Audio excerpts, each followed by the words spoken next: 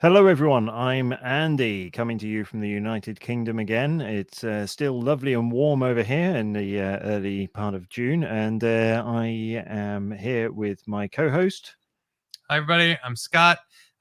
It's also a lovely summer day here at the moment, so I'm glad we can share that. Fantastic. No slippers this week, then? No. No, lovely.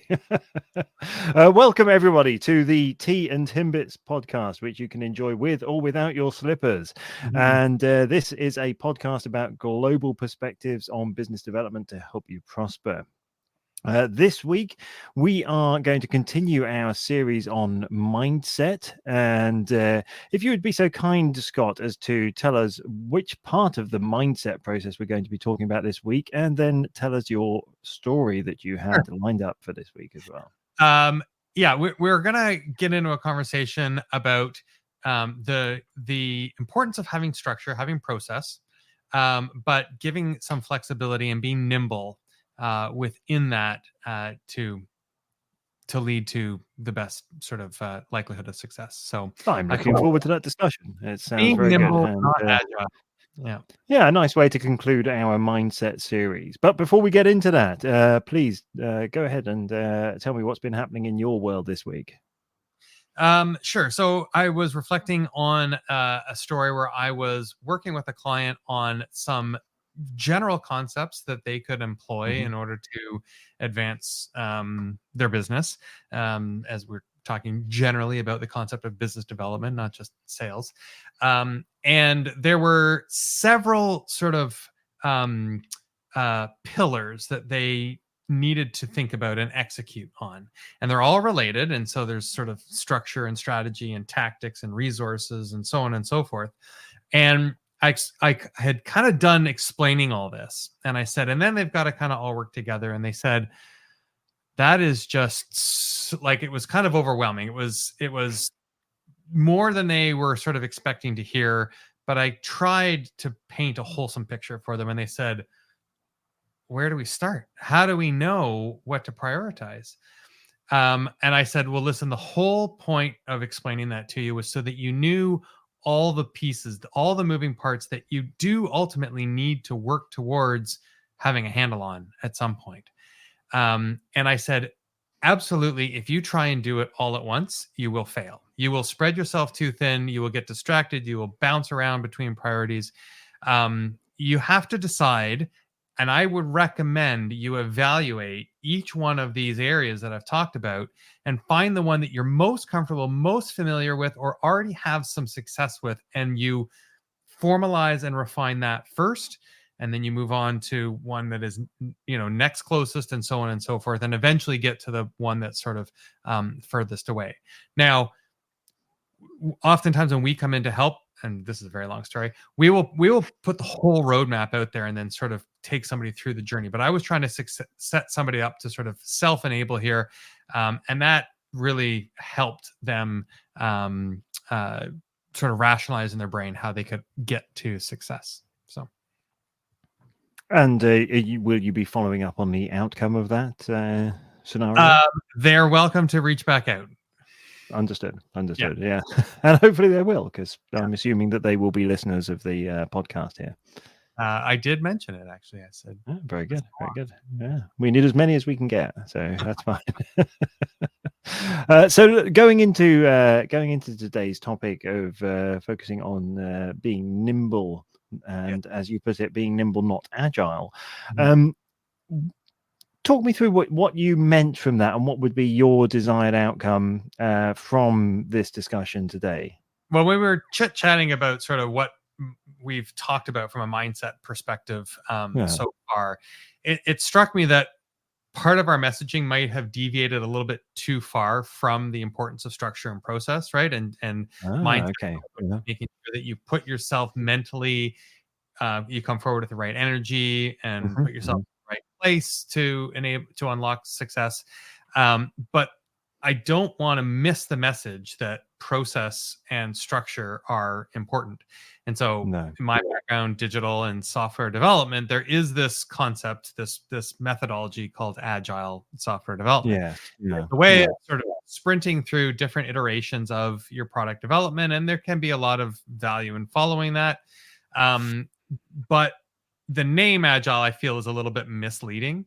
We all have to sort of be able to react quickly, but I prefer the word nimble, which in my mind, differentiation is I am ready to shift and react, and I can do it with quickness and lightness that allows me to keep going in the right direction. Okay. But I can incorporate sort of what's going on around me at the same time. And so bringing it full circle into sort of mindset and process together, absolutely, process structure is essential to business success and business development success. But there's a caveat. You can over-index on that regard. So you absolutely need it. So if you've over-indexed away from it too much, you need to stop because you've got too much mindset approach. You can't go just on gut and shooting from the hip and whatnot. You've got to bring back in some process. But then the pendulum, more often, in my opinion, swings too far towards a dependence on process and structure. It becomes too reliant on you must do this and then do that, and there's no flexibility for business circumstances or the reality of the market. Yeah, exactly. And what you're seeing on the other side of the table, you may have a very good proven way of achieving success and getting your clients there, but first of all, if there's no congruence, if you're too far away and they just don't, then qualify them out. The process is not a fit. It is just as important that you have cultural process fit as service and product fit.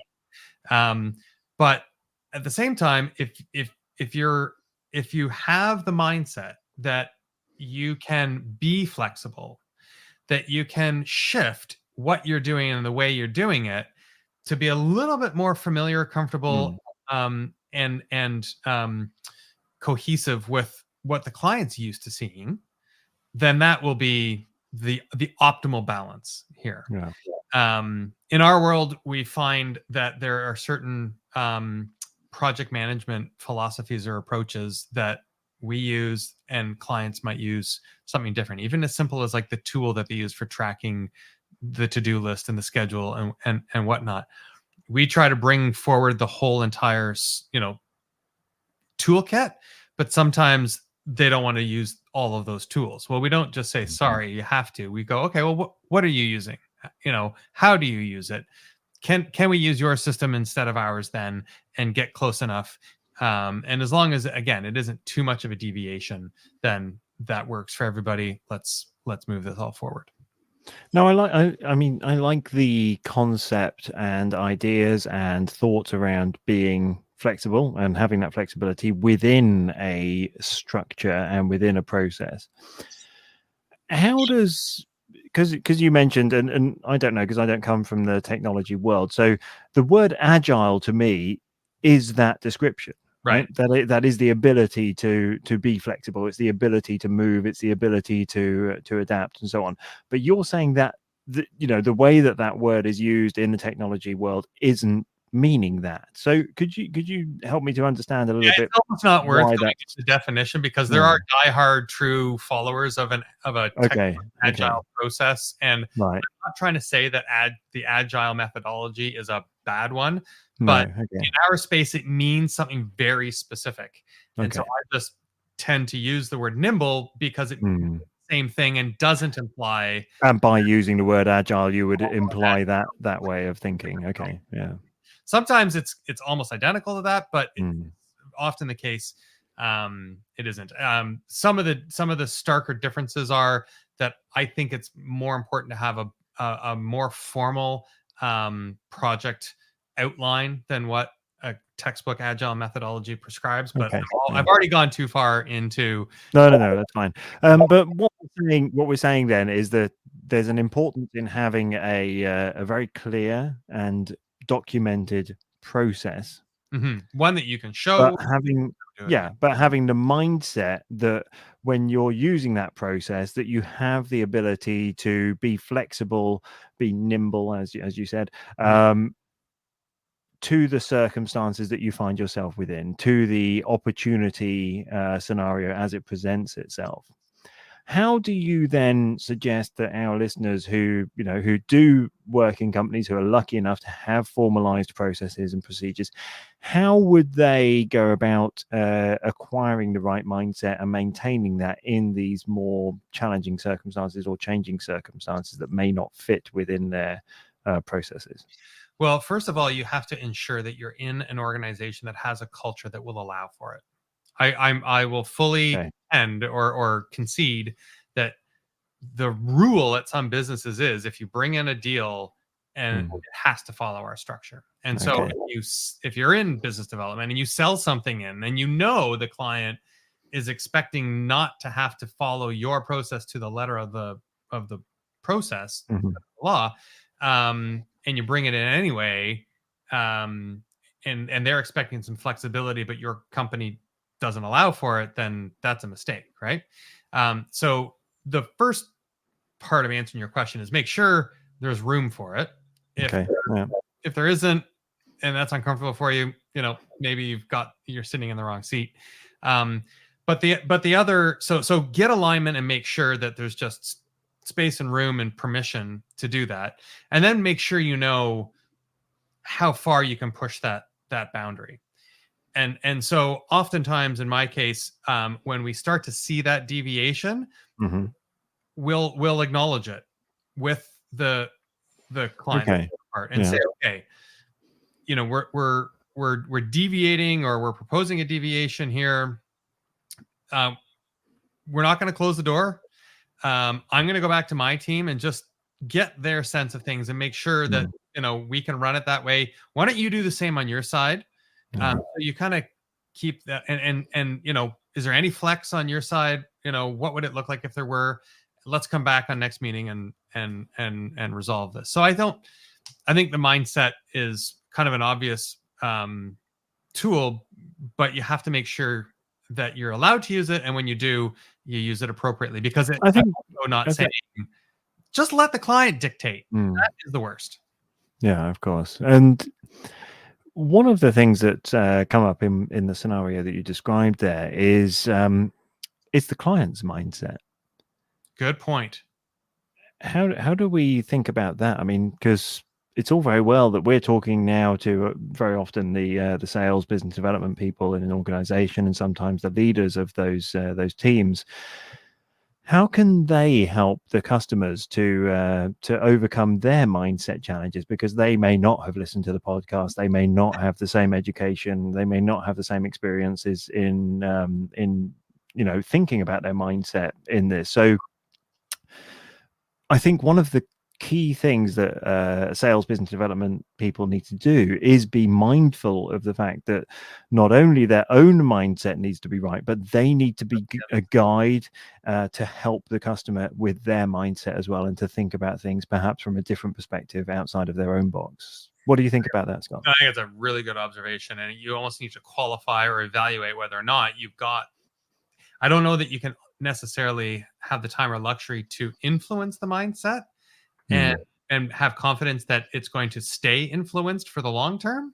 You can usually get somebody to kind of agree with you in the moment, but are they really going to stay there over the course of the entire project? So you have to do a little bit of digging, and you have to make sure that you almost simulate the interaction enough to feel comfortable with that. I mean, we like to say that in our own sales process, we have this structure, and we're going to treat it at this point like a bit of a project, because you're going to get a sense of what it's actually going to be like when you work with our project team.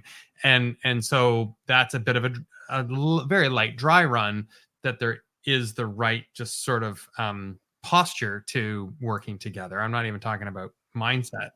But then, I really love that point. I think if you don't see it, you've got to be aware that that's a flag, and insert some time to assess whether or not that's going to be a bigger obstacle or not. Yeah, no, that's right. So if we I mean, we're at the last episode now of the mindset series. If we take a look back at the things that we've talked about, what would be your main observations of the key things that we've discussed now? Is there a way that you can summarize it, perhaps for the listener, to take some key takeaways? From my perspective, it's very much about being, what we've talked about in this episode, of being nimble, being flexible, being agile, whatever terminology you want to use, to have an openness to considering that there is an alternative way to whatever it is that you're feeling at the time, whatever it is that you're experiencing, whatever the scenario is you're going into, is having that alternative mindset of going, this isn't the only thing. This isn't it. There may be another way.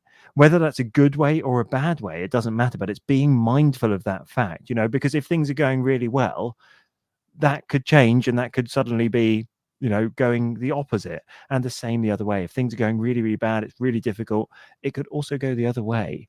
And you need to be mindful of how you can not control it, but be able to influence it, perhaps be able to contribute to it, be able to help to guide it along, because if you have the right mindset in a scenario, especially in a business scenario, and you take that sort of leading role, you take an alternative perspective. If things are all going really badly or things are going really well, address the alternative, bring it up, talk about it. Don't be afraid of it, because sometimes people may not think about it. It may be under the surface, and that can sometimes make it actually come to the surface at the wrong time. If you bring it up, you can address it in a safe environment. You create that safe environment for people to talk about it, then it takes away a lot of the challenges, and it makes a greater chance of things being a much more comfortable and realistic process, whether that's a process of, we need to stop this, it's not going to work, or this is really great, let's move ahead.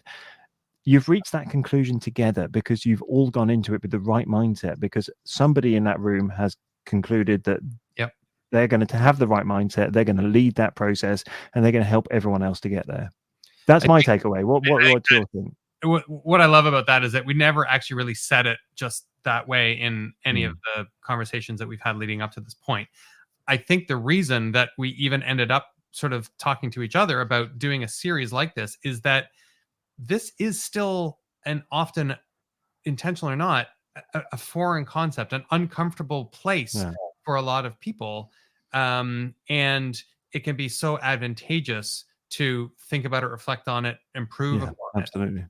I think the big takeaway is that some humility and vulnerability in this case will go a very long way for you. This is about lowering your guard, being open, adjusting your posture, and encouraging people to just think about the benefit that can provide. You just made the point that it opens up other people as well. It injects more humanity into the whole situation, and I think strengthens things for the long term. So there you go. Fantastic. Been a really good discussion, really good series. I hope that people have got a lot out of it. Anyone who's listening who wants to get in touch, find out a little bit more, or get some further tips and dive deeper into this about your specific circumstances, can get in touch with us by going to tandtimbits.com and looking at the different ways to get in touch there. You can also find us on social media. Scott, anything else to add? It's been a great chat. Thanks a lot, Andy. Thank you. Take care, everybody.